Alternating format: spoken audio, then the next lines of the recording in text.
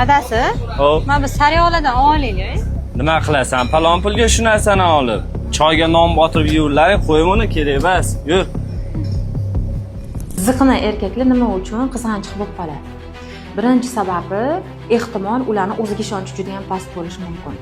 Ikkinchi sababi esa ular har doim insonlarni va vaziyatlarni nazoratida ushlab turgisi keladi. Har doim boshqargisi keladi. Hattoki magazinga kirganda ham uni ol, buni olma deb bu ayoliga ham bosim o'tkazadi. Va buni asosiy sabablaridan biri ehtimol bolalikdagi ruhiy jarohatlar bo'lishi mumkin. Shunaqangi menga o'zimni keyslarimda murojaat qilishganda xotinlar nimaga turmush o'rtog'im menga shunaqa qizg'anchiqlik qiladi? Bu erkak bilan ishlaganimizda uni o'zini oilasida hattoki ota-onasi bu farzandlariga mehrini ham qizg'angan ekan. E'tiborini ham qizg'angan ekan.